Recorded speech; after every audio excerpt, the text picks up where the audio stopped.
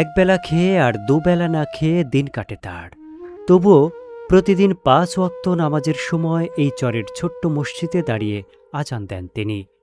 সবচেয়ে অবাক করা বিষয় হলো, এই দায়িত্ব পালনের জন্য তিনি কখনো ১ টাকাও পারিশ্রমিক নেন না। কিন্তু কেন? যে মানুষটি নিজের ঘরে অনাহারে অভুক্ত থাকে মাঝে মাঝে, তিনি কেন নিজের একমাত্র আয়ের সুযোগটুকু ফিরিয়ে দেন? আজ আমরা জানব পদ্মার বুকে বসবাস করা এমন এক বৃদ্ধ মানুষের গল্প, যার সবচেয়ে বড় সম্পদ তার আত্মবিশ্বাস এবং ধর্মের প্রতি ভালোবাসা।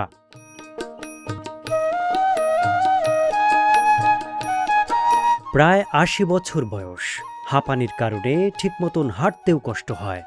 তবুও সময় হলেই তিনি মসজিদে চলে যান, কারণ তিনি মনে করেন আল্লাহর ঘরের এই দায়িত্ব যতদিন শরীরে শক্তি থাকবে ততদিন পালন করবেন। আপনি মসজিদে আজান দেন না কাকা? হ্যাঁ, আজান দিয়ে যাইতেছি, টাইম তো শেষ। মসজিদে আজান দেন, আপনি কয় টাকা করে পান মাসে? না, ফ্রি ফ্রি দেন? হ্যাঁ, এই কাকা, ওই হুজুর কটা ভাত টাত দেয় তাই খাই জমাতে। এই কাকা একেবারে ফ্রি অফ কস্ট, অর্থাৎ টাকা ছাড়াই মসজিদের মুয়াজ্জিনের কাজ করছেন। জীবনের শেষ বয়সে যেখানে পলিথিন মুড়া দিয়ে একটি ছোট্ট কুঁড়ে ঘর, যেখানে তিনি বসবাস করছেন এবং বিনামূল্যে মুয়াজ্জিনের কাজ করে যাচ্ছেন এই চরের একটি মসজিদে। আল্লাহর কাছে কই, আল্লাহ তুমি যদি সুখ না দাও আমার সুখ হইব না, সুখ দেওয়ার মালিক হলো তুমি।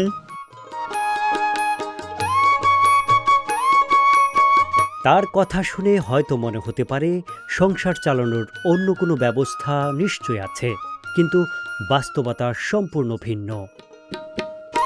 এই বৃদ্ধ দম্পতির এমনও দিন যায় যেদিন একবেলা খাবার পর আরেক বেলা খাবারের কোনো নিশ্চয়তা থাকে না। তবুও আজানের বিনিময়ে ১টি টাকাও তিনি নেন না।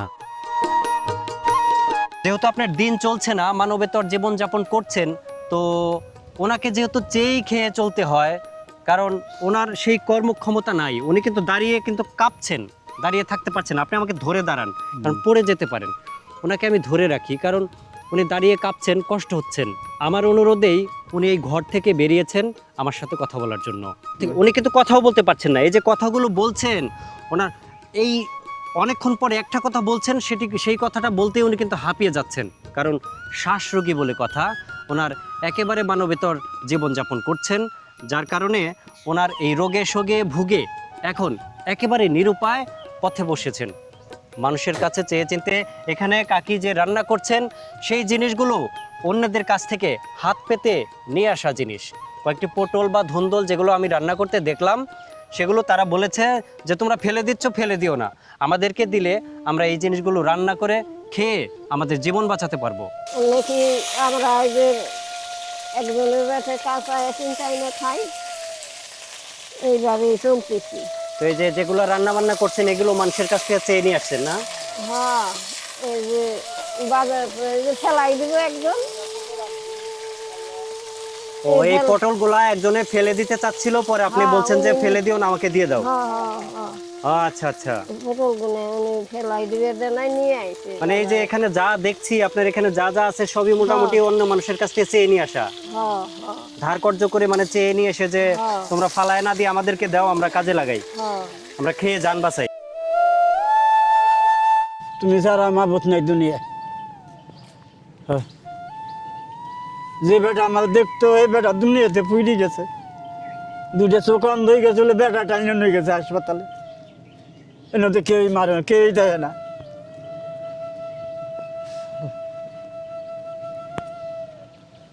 আল্লাহ। শুধু তার মুখেই নয়, এই চরের মানুষও জানে কেমন করে দিন কাটে এই বৃদ্ধ দম্পতির। কাকা, এই যে পলিথিনে মোড়া একটি ঘরের মধ্যে যেই লোককে দেখতে পেলাম, উনি সম্পর্কে আপনার কি হন? কেমন ভাই? গ্রাম সম্পর্কের ভাই, আপন ভাই না? কিন্তু উনি আজকে তো একেবারে মানবেতর জীবন যাপন করছে, একেবারে নিঃস্ব হয়ে গেছে, হাঁপানির রোগী, ইনহেলার দিয়ে ওনার নিঃশ্বাস নিতে হয়, মানে একটু হাঁটতে চলতে ওনার কষ্ট হয়। উনি যা রান্না করছেন সেগুলো মানুষের কাছে চেয়ে নিয়ে আসছেন, এবং দুটো পটল দুটোই মানুষে ফেলে দিচ্ছিল। সে বলেছে যে এগুলো ফেলে দিয়ে না, আমাদেরকে দেন, আমরা খেয়ে বাঁচি। তো এইরকম করে নিয়ে এসে চেয়ে চিনতে যারা বসবাস করছে তাদের সম্পর্কে আপনার কি মতামত?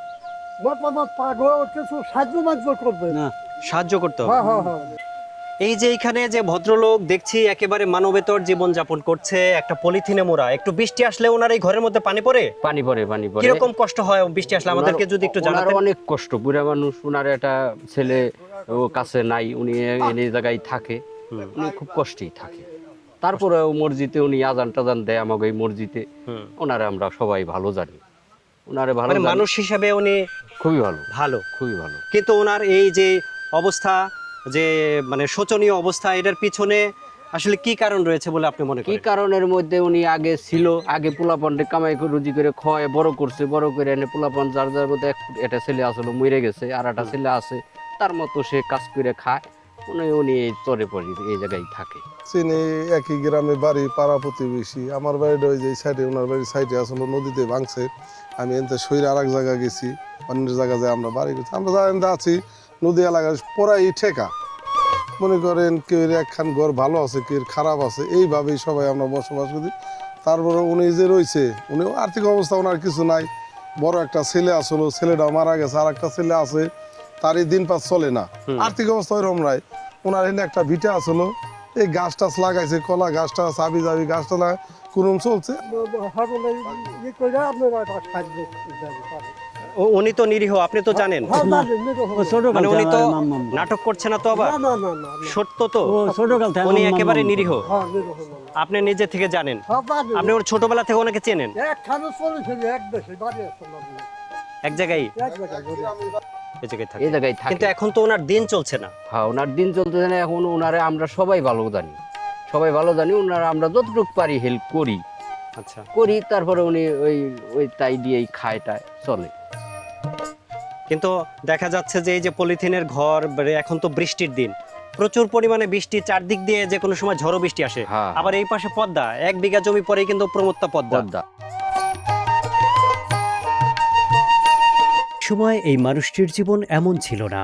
পরিশ্রম করে সংসার চালিয়েছেন, সন্তানদের মানুষ করেছেন, মেয়েকে বিয়ে দিয়েছেন, ভেবেছিলেন জীবনের শেষ বয়সে হয়তো একটু শান্তিতে থাকবেন। কিন্তু পদ্মার পারে বসবাস করা মানুষের জীবনে নিশ্চিন্ত বলে কোনো শব্দ নেই। একের পর এক নদী ভাঙন কেড়ে নিয়েছে জমি, বসত ভিটা আর বহু বছরের স্মৃতি। এরপর মারা যায় তার উপার্জনক্ষম ছেলেটি। আর যে ছেলেটি আজও বেঁচে আছে, বৃদ্ধের ভাষ্য অনুযায়ী সে বহুদিন ধরেই বাবা মায়ের কোনো খোঁজ খবর নেন না।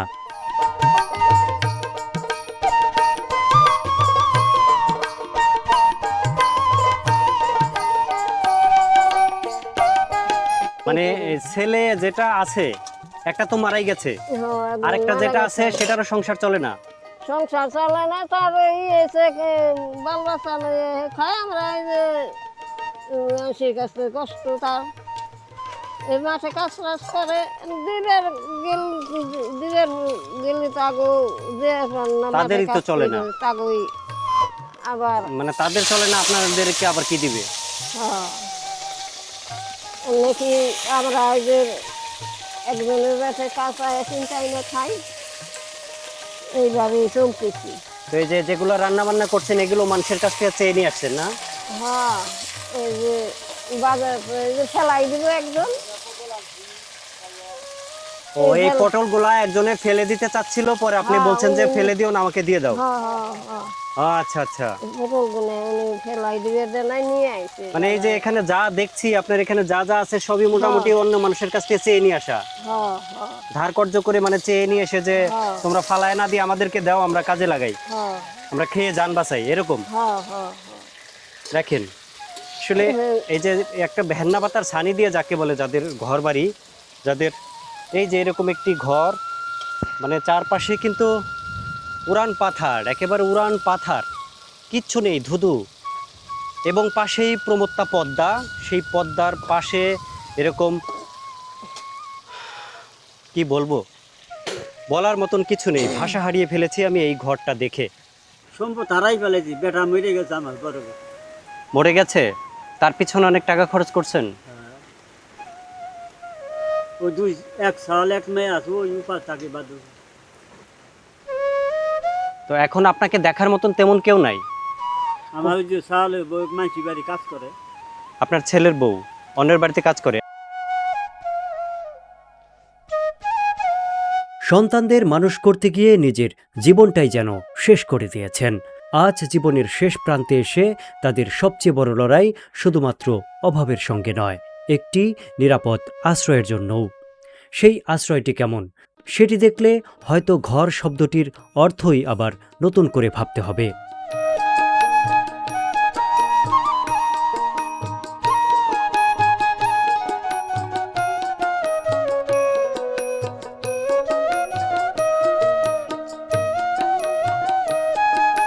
যে আশ্রয়টিকে তারা ঘর বলে সেটি আসলে একটি গাছের নিচে কোনো মতে দাঁড় করানো ছোট্ট একটি ছাউনি। চারদিকে পুরনো পলিথিন দিয়ে ঘেরা, সেই পলিথিনও অনেক জায়গায় ছিঁড়ে গেছে। কোথাও বড় বড় ফাঁকা, কোথাও আবার সেই পলিথিনও নেই। যেসব জায়গায় পলিথিন নেই সেসব জায়গায় কাপড় বা ন্যাকড়া দিয়ে আটকানোর চেষ্টা করা হয়েছে। দূর থেকে দেখলে বোঝাই যায় এই আশ্রয়টিতে যারা বসবাস করে তাদের আর্থিক অবস্থা কতটা দুর্বল আর জরাজীর্ণ।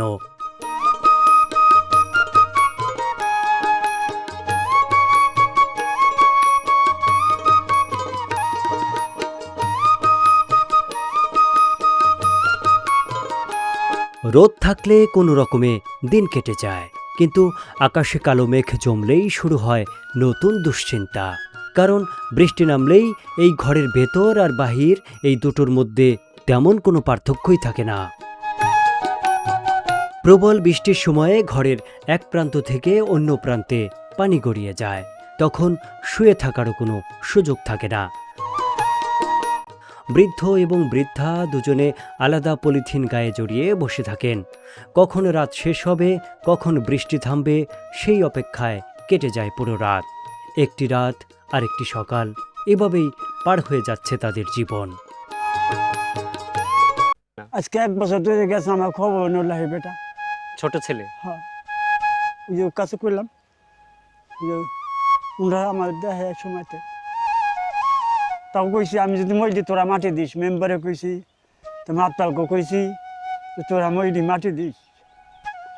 আমার বেটা নাই, কিছু নাই, এই তো আল্লাহ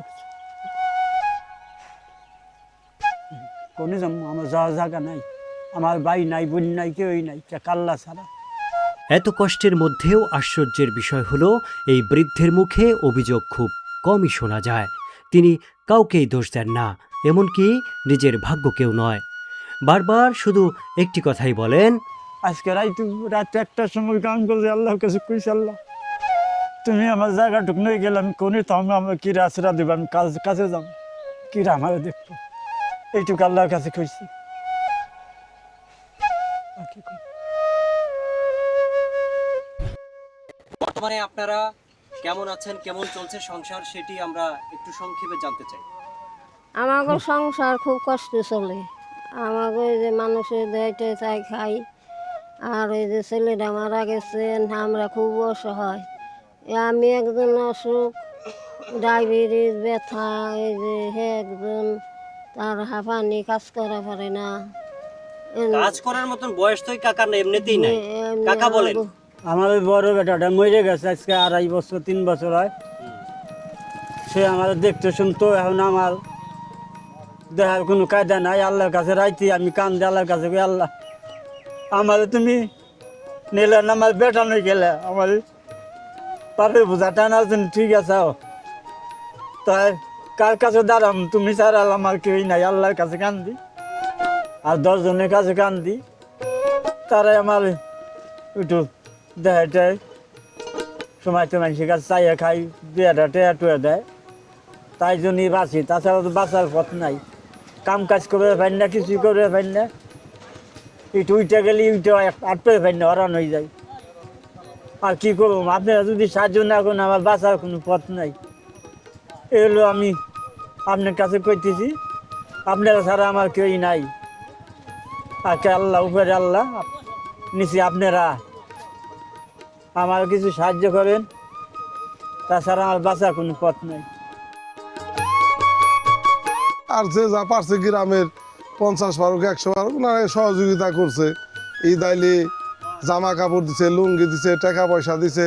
এবারও আমি ওনারে একটা পাঞ্জাবি কিনে দিছি, কিছু টাকা পয়সা দিছি, আর অনেক লোকের কাছে চাইয়া দিছি, বলছি যে উনি ঠেকা মানুষ, থাকার মতন ওনার কিছু নাই, সবাই সহযোগিতা করে ওনার একটা ব্যবস্থা করে দাও। হয়তো এই বিশ্বাসের কারণেই আজও তিনি একা নন। রক্তের সম্পর্ক অনেক দূরে সরে গেলেও এই চরের কিছু মানুষ তাকে ভুলে যাননি। কারো বাড়িতে একটু বেশি রান্না হলে খবর যায়, কেউ বাজার থেকে ফেরার পথে এক মুঠো চাল, কেউ পুরনো কাপড়, কেউ আবার নীরবে হাতে গুজে দেন কয়েকটি টাকা। এই মানুষগুলোর কারণেই এখনো কোনো মতে টিকে আছে এই বৃদ্ধ দম্পতির সংসার।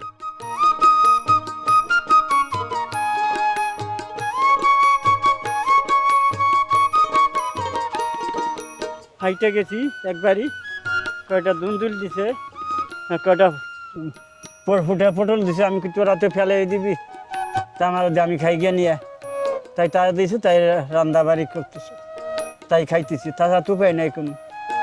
তাছাড়া কিরা দিব, আইটা যাবে পারলিস আমার দিব, আইটা না যাবে পারলি দিব কিরা আমার।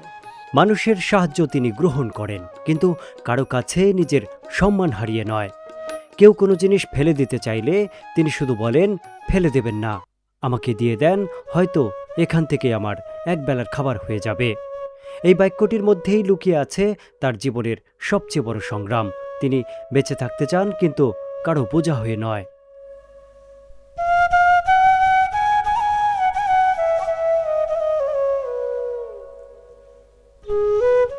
তাই আমার নাতি আছে, একটা নাতি একটা নাতিন। সবসময় আল্লাহর কাছে কই, আল্লাহ তো আগে তুমি ভালো রাখো।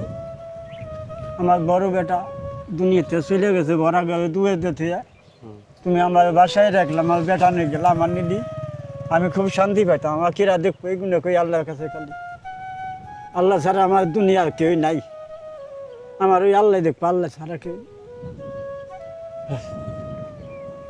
আমার দরদিকে আল্লাহ, আল্লাহর কাছে কই, আল্লাহ তুমি আমার দেহার মালিক, তাছাড়া আমার মালিক কেউ নাই।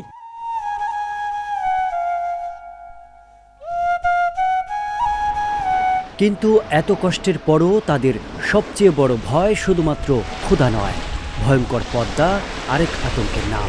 কারণ যে গাছটির নিচে তারা আশ্রয় নিয়েছেন, সেই গাছের দিকেই প্রতিদিন একটু একটু করে এগিয়ে আসছে প্রমত্তা পদ্মার ভাঙন। আজ তারা যেখানে আছেন, কয়েকদিন পর এই ঠিকানাটা থাকবে কিনা সেটিও হলফ করে বলা যায় না।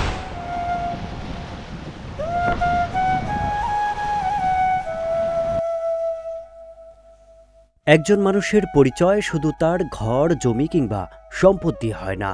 অনেক সময় একজন মানুষকে চেনা যায় তার নীতি দিয়ে। এই বৃদ্ধকে নিয়েও এই চরের মানুষের পরিচয় ঠিক একই রকম। সম্মান কখনো অর্থ দিয়ে কেনা যায় না। একটি জীবন কিভাবে কাটানো হয়েছে, মানুষ শেষ পর্যন্ত সেটি মনে রাখে। হয়তো এই কারণেই এই চরের মানুষের কাছে এই ব্যক্তিটি শুধু একজন মুয়াজ্জিন নন, তিনি একজন বিশ্বাসযোগ্য মানুষও বটে। আল্লাহু আকবার, আল্লাহু আকবার। দীর্ঘ একটি জীবন পেরিয়ে আজ তিনি খুব বেশি কিছু চান না, কোনো অভিযোগ নয়, কোনো হিসাবও নয়, শুধু বাকি জীবনটুকু খেয়ে পড়ে একটু বাঁচতে চান। এই গল্পটি কোনো দারিদ্র্যের গল্প নয়, এটি এমন একজন মানুষের গল্প যিনি কঠিন বাস্তবতার মধ্যেও নিজের নীতি বদলাননি। এটি এমন একজন স্বামীর গল্প যিনি বার্ধক্যেও স্ত্রীর পাশে আছেন। এটি এমন একজন বাবার গল্প যিনি সন্তানদের মানুষ করতে নিজের সকল সুখ বিসর্জন দিয়েছেন। আর এটি এমন একজন মুয়াজ্জিনের গল্প যিনি আমাদের মনে করিয়ে দেন মানুষের আসল পরিচয় তার সম্পদে নয়, তার চরিত্রে। আজ এই বৃদ্ধ দম্পতির পাশে দাঁড়িয়েছেন এই চরেরই কিছু সহৃদয়বান মানুষ। আপনারা তাদের জন্য দোয়া করবেন। আর যদি কখনো আপনার আশেপাশে এরকম কোনো অসহায় বাবা মাকে দেখতে পান, অন্তত একবার তাদের খোঁজ নেবেন। হয়তো আপনার সেই ছোট্ট খোঁজ নেওয়াটাই তাদের কাছে অনেক বড় প্রাপ্তি হয়ে থাকবে।